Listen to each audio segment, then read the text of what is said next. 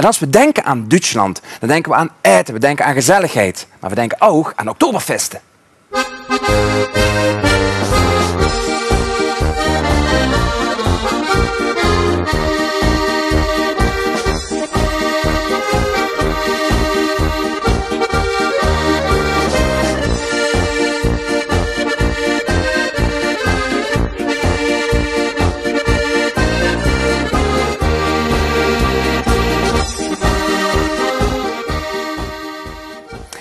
Een beetje het stereotypebeeld dat we met z'n allen hebben van die Oktoberfesten. Maar ook in Limburg vinden er steeds meer van dat soort feesten plaats. Bij mij hier op de bank Alain Remor van de arbeidsorganisatie van de Venlo Wiesen.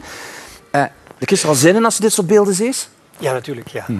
Ja. Het duurt nog 5 maanden, maar de tijd gaat snel. Ja, je bent niet het enige Oktoberfeest in Limburg, hè? Nee, niet in Limburg en ook niet in Nederland. Er zijn 43 Oktoberfeesten in Nederland, of dat wat op een Oktoberfeest moet lijken. Dus we zijn zeker niet de enige en de 44ste dit jaar. Het worden er steeds meer. Waardoor is dat verklaarbaar dat Oktoberfest toch ook in Limburg echt vaste voet gaat krijgen? Dat is niet alleen in Limburg en in Nederland, maar dat is over de hele wereld. Ik denk dat het Oktoberfeest het meest geïmiteerde feest is ter wereld. Het is ook al een oud feest natuurlijk, het bestaat meer dan 200 jaar. Maar het wordt bijna overal gevierd, tot in Canada en Nieuw-Zeeland toe. Ja, laten we eens even teruggaan naar de basis. En je bent er zelf geweest, München, want dat is dan toch de geboorteplek van de Oktoberfeest. Hoe is het echte feest? Vertel eens. Heel groot. Er staan natuurlijk 17 tenten. Er komen in het totaal 17 miljoen mensen. En die komen van de hele wereld. Niet vergelijkbaar met hetgeen wat wij in Nederland kunnen bieden natuurlijk. Dat is in vergelijk klein. Het duurt ook langer, het duurt bijna 3 weken.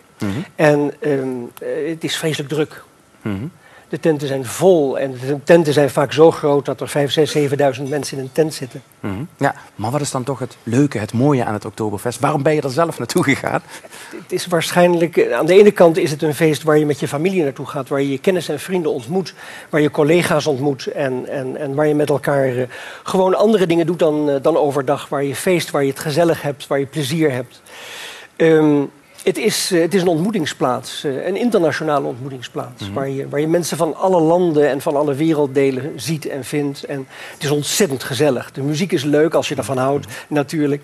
Het bier, het eten, het is één groot feest. Ja, bier, worst en vrouwen, dat is een beetje het stereotypebeeld wat ik van zo'n Oktoberfest heb. Maar is het ook waar? Gaat het om die 3 ingrediënten? Of is er meer? Gaat het daarom.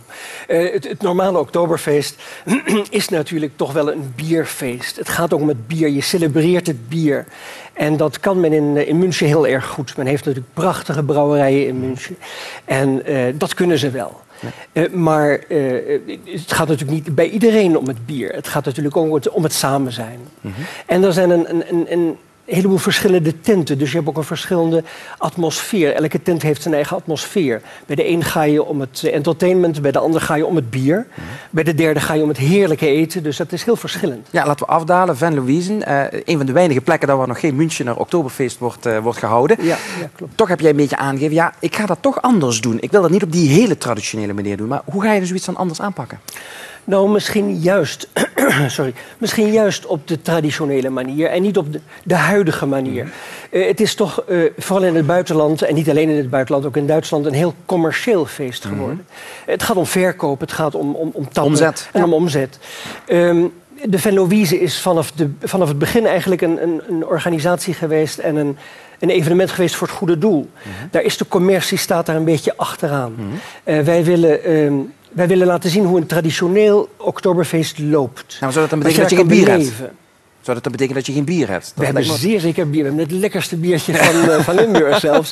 Maar daar zijn we heel trots op. Wat doe je het dan anders? Het is meer een voorstelling. Het is niet zo dat je binnenkomt, je kaartje aan de tent koopt en je er dronken uitvalt, wat natuurlijk ook niet bij iedereen gebeurt.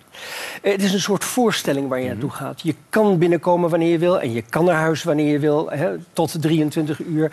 Maar het is een soort voorstelling waar je ook naar kan kijken, waar je dingen beleeft. En dat is een beetje terug naar de roots van het Oktoberfeest. Dat gaan jullie in Venlo proberen. En je koppelt daar een goed doel aan. Ja, Weet je al klopt. welk goed doel? Ja. Eigenlijk wilden we dat overlaten aan de Limburger zelf. Oké. Het publiek, de bevolking van Limburg, mag binnenkort gaan kiezen voor welk goed doel wij circa €30.000 ter beschikking stellen. Dat geld komt uit de verkoop van de kaarten. En ik denk dat men in Limburg heel goed weet waar men dat naartoe zou willen brengen, dat geld. Iedereen zal een eigen mening hebben, iedereen zal een eigen idee hebben of een eigen doel in het hoofd hebben. En als men ons dat wil schrijven, wil mededelen, dan gaan wij kijken samen met de notaris welk doel dat het als meest dringend of als het beste naar voren komt. Ja, nog 5 maanden te gaan, dan is het zover. Ja. Eind september is de Venlo Wiesn. Vreemd overigens, op eind september een Oktoberfeest houden? Ja, je viert naar de oktober toe, naar de oktobermaand toe.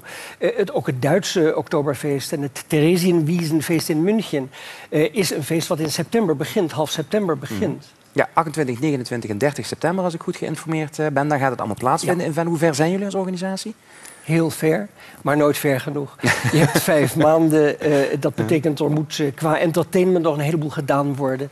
We hebben een uitstekende catering die moet voorbereid worden op het Bayerisch koken. Maar niet op het vette koken zoals wij dat misschien van de autobaan kennen. Hè, van de Raststättes kennen naar Oostenrijk toe, naar onze vakantiebestemming. Maar het echte culinaire Bayerische eten. En daar is de cateraar mee bezig op het ogenblik. Er zijn nog een heleboel dingen die we willen voorbereiden. Oké, en bij die voorbereiding zullen we ongetwijfeld nog eens een keer spreken in deze studio. En dan hoop heet het het gewoon graag. weer Limburg vandaag.